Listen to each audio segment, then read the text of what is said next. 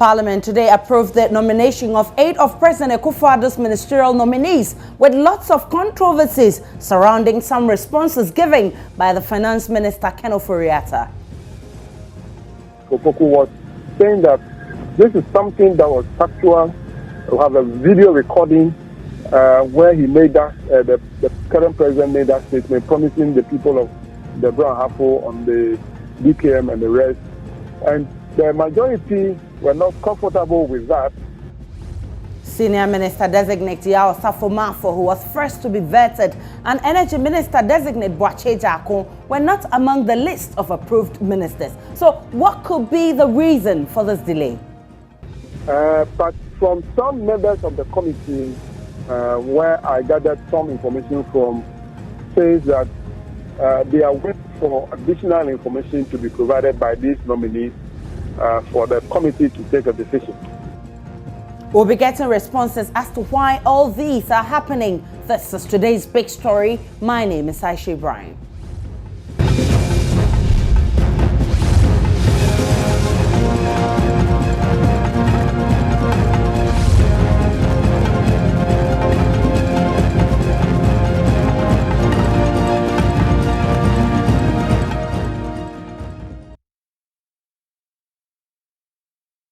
The Appointments Committee presented a report on the 8 ministers designate, including Minister for National Security, Kandapa, and Finance Minister Ken Ofori-Atta, and recommended their approval. One minister who suffered lots of criticisms was Minister for Finance Ken Ofori-Atta. First, he was challenged on claims that the NPP did not promise to pay back all monies lost by DKM customers in the microfinance scandal. We can listen to the Deputy Minority Leader, James Kluche Aveji, on this.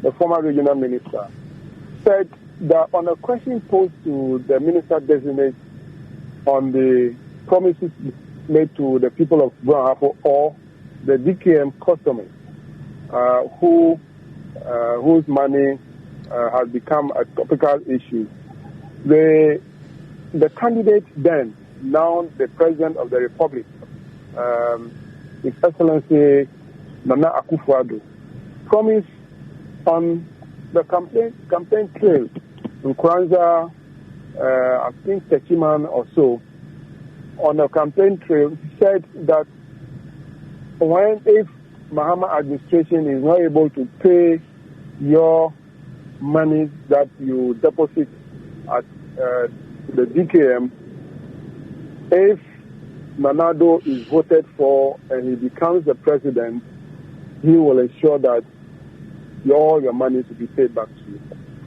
And when the Minister for Finance was asked during the vetting, he denied that because it is not in their manifesto and he did not know who made that promise, he does not think that that money will be paid to the DKM customers. And the minister, the former minister, Eric Opoku, was saying that this is something that was factual. We have a video recording where he made that, the current president made that statement promising the people of the Brown Hafo on the DKM and the rest. And the majority were not comfortable with that.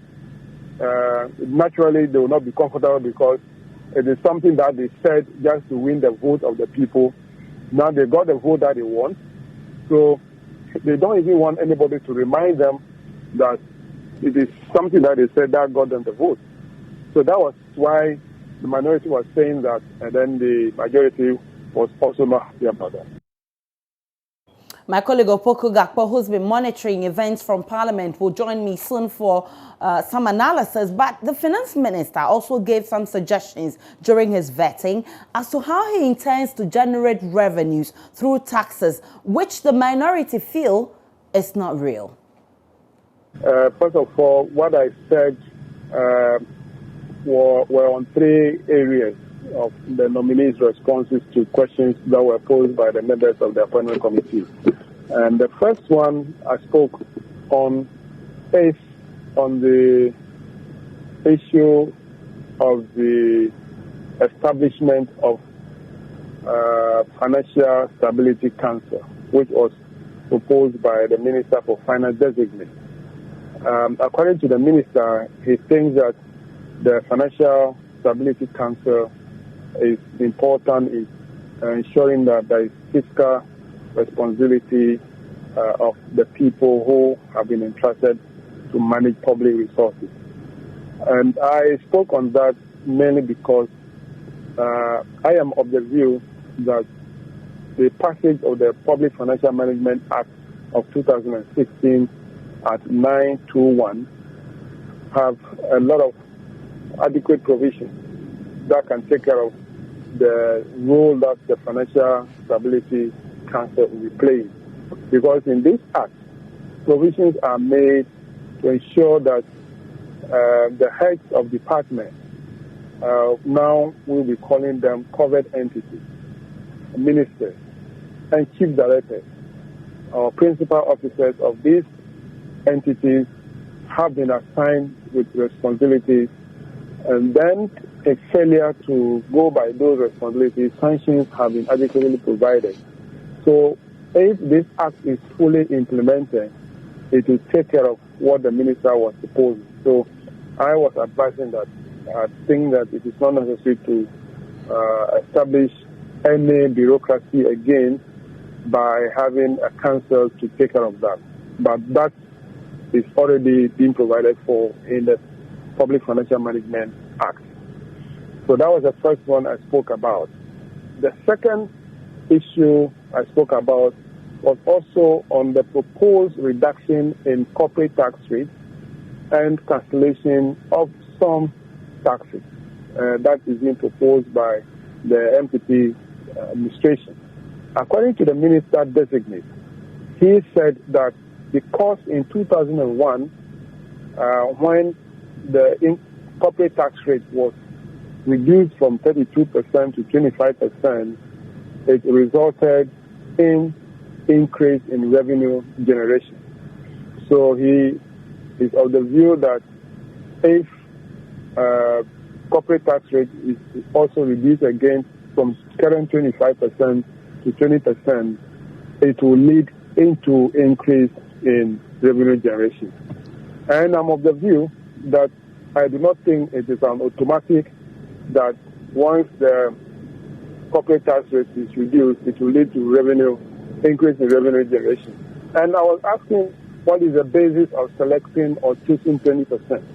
If reduction in the rate will lead to increase in revenue generation, why not 15%? Why not 10%? Or why not even 2%? So that you can have more revenue. So there's no scientific base of selecting the 20%, or there's no scientific base to say that once there's a reduction in the rate, it will automatically lead to increase in revenue generation. There are factors that contributed to that, because if you reduce the tax rate and you did not make any effort to collect the revenue, you sit down and say, I've reduced the tax rate, therefore taxpayers will come to you and collect the tax. You end up collecting zero. So I think that there are other factors that the minister should work on in order to ensure that revenue generation is increased through taxation. But you should not sit down and say automatically once the rate is reduced, it will lead to an increase in revenue generation. So that was the second point I spoke about. The last point that I spoke about was that the minister said that since 2010, when Ghana started producing oil in commercial quantities, oil revenue has become a major source of revenue to government. And I said, no, it is not true. And I did prove to the plenary that the contribution of the oil revenue to total domestic revenue from 2012 to date has never reached 5% of the total revenue. So the total revenue that we collect a year, what comes from oil revenue, hovering between 3.3% and 4.7% and thereabouts. So now, how can that be a major source of revenue to government? It can never.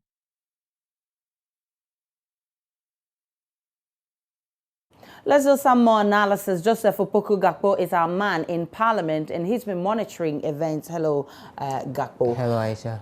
One of the things we saw in Parliament today was Mama Yarga MP for Boko criticizing the Minister for Finance designate, and his point is the fact that he's having some support from consultants McKinsey. Yeah. What really was he driving at? So if you recall, during the vetting of the Minister designate for Finance, Ken Ofori-Atta, right, a question was put to him whether he knew this group, the McKinsey group in question, and then he explained that this is a group of people who are here in the country. They are providing some consultancy. They've been supporting the finance ministry and himself with some advice and a few other things. So when Mahama Yarega was debating the report ahead of the approval of the 8th minister designate, including Ken Ofori-Atta, right, he made the point that as far as he is concerned, Ghana has a huge finance ministry. There are a number of public servants there, there are a number of civil servants there, people with very high expertise when it comes to issues of finance and the economy. And so he does not understand why Ken Ofori-Atta, the finance minister designate, should still go outside the ministry to pick these technical people to help him with consultancy on how he should manage the economy going forward. To quote Mr. Yarega, he made the point that he thought that when the MPP were coming to power, they claimed they had the men who could get the job done. And so he's at a loss as to how come these people are being brought in. You know, there were a number of rebuttals. Marcus Sube, who is one of the members of parliament for New Jabin North, you know, on the floor of the House. Finance team. Yes, he drew attention to the fact that, well, some of these things are not new. They do happen every day in terms of getting people to support in some of those activities.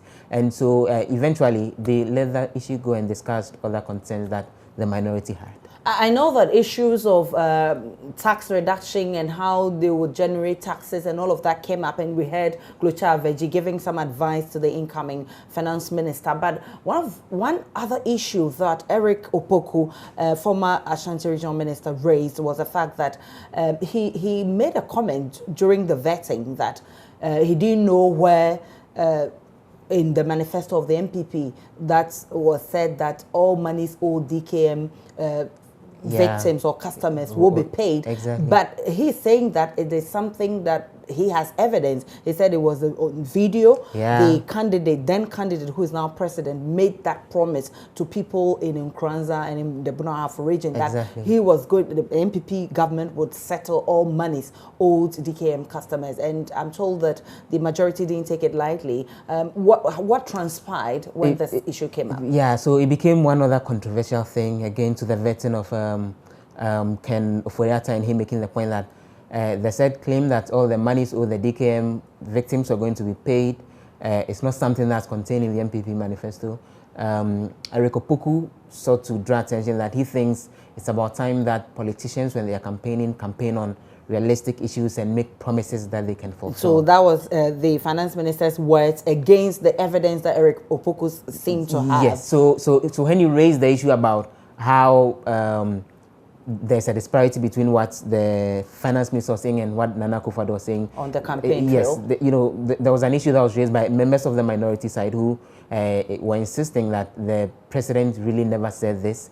Eventually, the speaker, Professor Aaron Maikokwe, asked him to withdraw that statement. He asked Eric Opoku to withdraw the statement or back it with evidence. He said he had video evidence. The speaker was insisting that on the floor, what they deal with is not audiovisual evidence. What they deal with is documentary evidence. And so eventually he quoted a newspaper, you know, an online portal publication, and made the point that it was that online portal which actually reported the story as such. And actually, at a point in time, there was a very heated debate because the minority leader, Haruna Idrisu, had to step in because the speaker felt that he wouldn't allow Eric Opoku to continue on that call and make that submission. The minority that had to intervene eventually, he was allowed to go ahead and make the submission. Before then, they moved on to discuss other issues, even about the number of ministers that Nana Akufo-Addo had appointed. I think MP for Boko raised that issue. And, yes. and he also made the point that he felt that the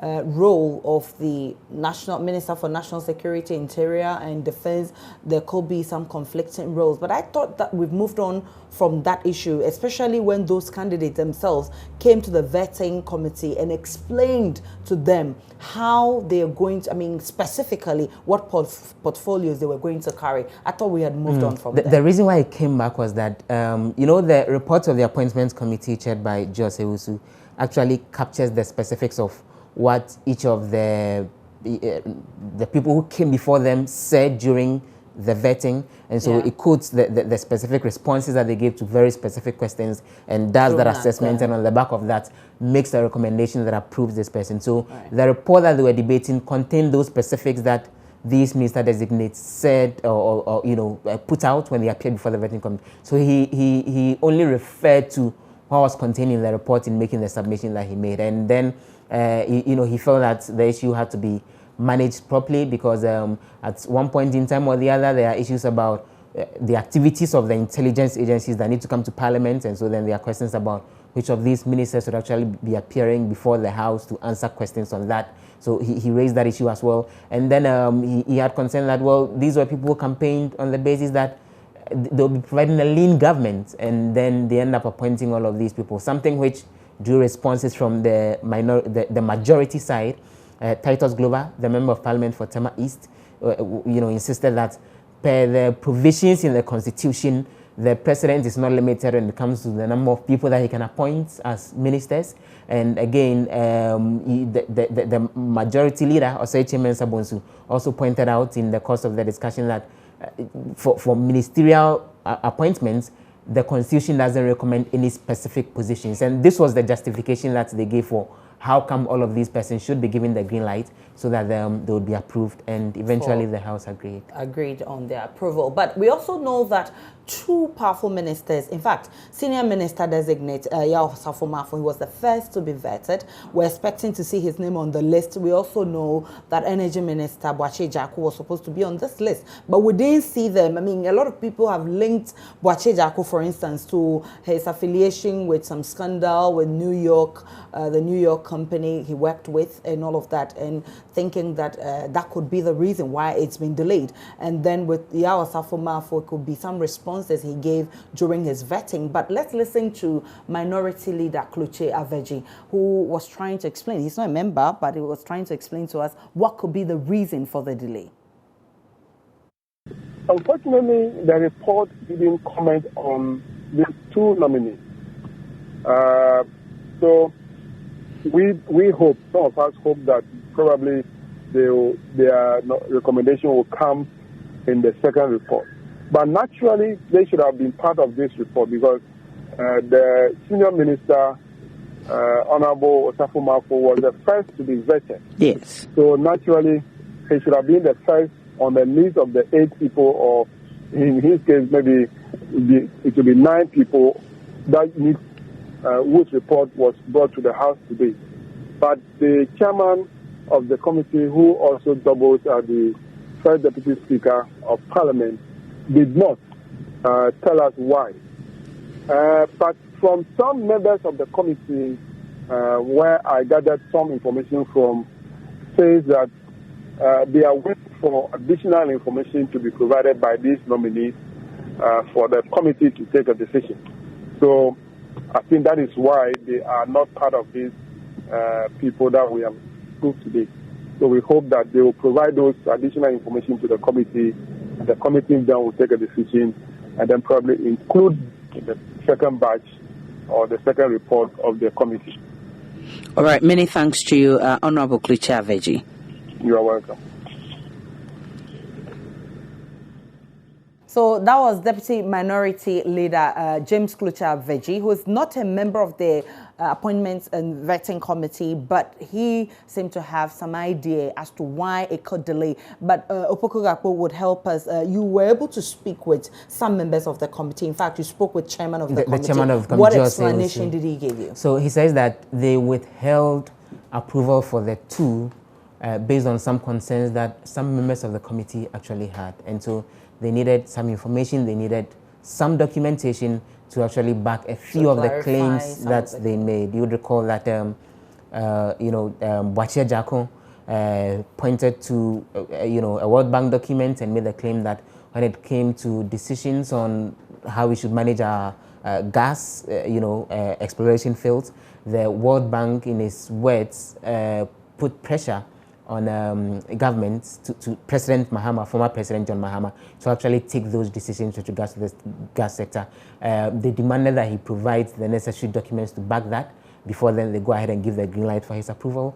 And so that's why they withheld his. In relation to Mr. Ayosafumafo, there were a few other issues about some comments that he made that some consider to be ethnocentric.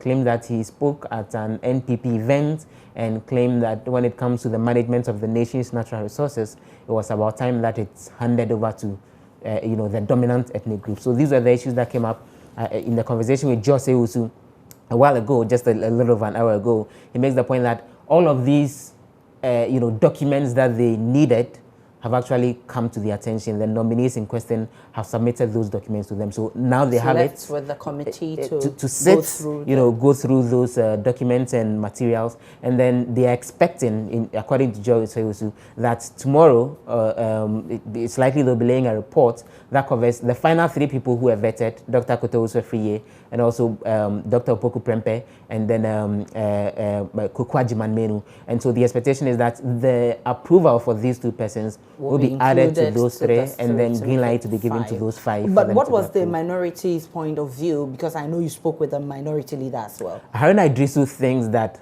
it may take a while for them to scrutinize the additional documents that have come to them. They only have between today and tomorrow, and then they'll be going ahead to,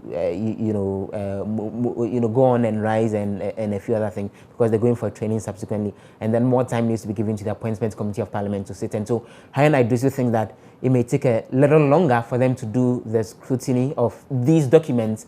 And so he's not too clear on what the timelines look like by when they'll finish work on it and get the approval done. But, well, you'll wait to see what will happen tomorrow when they return to the House. At least what we know for a fact is that they'll be bringing the report on that final 3. But as to whether they will include the remaining 2, the chairman of the committee thinks yes, but then the minority holds a contrary opinion on that. Right. Many thanks to you, Gapo, for the update. So this is today's big story. We've been talking about some controversies that arose in Parliament when 8 names were submitted by the Appointments Committee for approval in Parliament, and we talked about most of the issues that came up with the Finance Minister. Well, we're told by Gapo that the document has finally been approved. So Ken Ofori-Atta is now Minister for Finance, and all the other 7 who were approved today in Parliament. This is today's big story. My name is Aisha Ibrahim. Many thanks for watching. Good evening.